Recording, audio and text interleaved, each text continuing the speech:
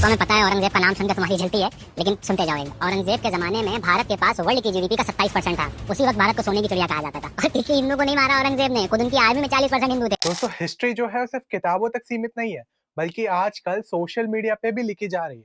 और प्रॉब्लम ये है कि जो लिख रहे हैं उनका एजेंडा सच्चाई से ज्यादा इंपॉर्टेंट है। सबसे पहले सोने की चिड़िया वाला जो फ्रेज है वो किस टाइम पर यूज होता था? ये कॉन्सेप्ट जो है मेनली एंशियंट और अर्ली मिडिवल इंडिया के लिए था। मौर्य एम्पायर, गुप्ता एम्पायर और अर्ली मुगल पीरियड के लिए। अकबर के समय तक भारत एक इकोनॉमिक सुपर पावर था, लेकिन औरंगजेब के आने के बाद डिक्लाइन शुरू हो गया। मौर्यन एम्पायर के दौरान चंद्रगुप्त और अशोका के टाइम पे इकोनॉमी फ्लरिशिंग थी। एग्रीकल्चर और ट्रेड पर स्ट्रॉन्ग फोकस था। इंफ्रास्ट्रक्चर, सड़क और इरिगेशन सिस्टम्स डेवलप किए गए थे। उस समय भारत में काफी ज्यादा रिलीजियस टॉलरेंस था। अशोका ने बुद्धिज्म को प्रमोट किया, पर किसी और धर्म के लोगों को बुद्धिज्म में कन्वर्ट होने के लिए फोर्स नहीं किया।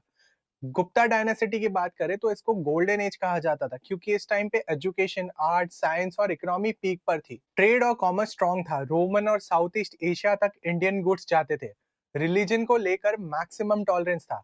हिंदू, बुद्धिस्ट और जैन पीसफुली रहते थे। इसके बाद आया अकबर का शासन, जिसमें भारत की जो इकोनॉमी है वो वर्ल्ड के जीडीपी में 25% तक कंट्रीब्यूट करती थी। एग्रीकल्चर और ट्रेड जो है वो फ्लरिश कर रहा था। लैंड रिफॉर्म्स की वजह से फार्मर्स को स्टेबिलिटी मिली। अकबर को एक सेक्युलर राजा के नजरिए से भी देखा जाता है। उसके रूल के दौरान दिन इलाही और सुलह कुल जैसे कॉन्सेप्ट्स आए, जिसमें साफ साफ दिखाई देता है कि अकबर के दौरान इंडिया में रिलीजियस टॉलरेंस काफी हद तक सही था। औरंगजेब के टाइम पे कंटिन्यूस वॉर्स और ओवर टैक्सेशन ने इकोनॉमिक को वीक कर दिया था, बर्बाद कर दिया था। रिलीजियस इंटॉलरेंस बढ़ गया था। जिजिया नाम का जो टैक्स था वो दोबारा लगाया गया। इंफ्रास्ट्रक्चर और डेवलपमेंट पर फोकस बिल्कुल नहीं था, बस मिलिट्री एक्सपेंशन पर ध्यान दिया जा रहा था। तो अगर भारत जो है वो सच में अगर सोने की चिड़िया था, तो क्या औरंगजेब के बाद ही मुगल एम्पायर का डिक्लाइन शुरू होता? चलिए ये भी समझते हैं कि औरंगजेब जो था वो एक सेक्युलर किंग था या एक्सट्रीमिस्ट। अब ये कह रहा है कि उसकी आर्मी में 40% हिंदू थे, ठीक है, मान लेते हैं। इसका कोई परफेक्ट आंकड़ा तो नहीं है, लेकिन मान लेते हैं।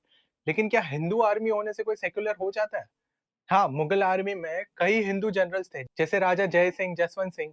लेकिन ये अकबर के समय से चला आ रहा एक सिस्टम था। और औरंगजेब की जिस तरह से पॉलिसीज थी वो बिल्कुल नहीं बताती कि वो एक सेक्युलर किंग था। रियलिटी ये है कि औरंगजेब ने मैक्सिमम हिंदू टेम्पल्स को तोड़ा। काशी विश्वनाथ, केशव देव मंदिर, सोमनाथ, ऐसे कई मंदिरों को तोड़ा गया था। जिजिया टैक्स जो कि अकबर के टाइम पे बंद हो चुका था, वो इस बुद्धिजीव ने फिर से शुरू किया। और ये टैक्स सिर्फ नॉन मुस्लिम्स पर अप्लाई होता था। सिख गुरु तेग बहादुर को मारा गया। मराठाओं का रेजिस्टेंस था, राजपूतों का रिबेलियन था। ये सीधा सीधा प्रूफ है कि उसका रूल जो है वो इंक्लूसिव नहीं था, बल्कि ऑपरेसिव था।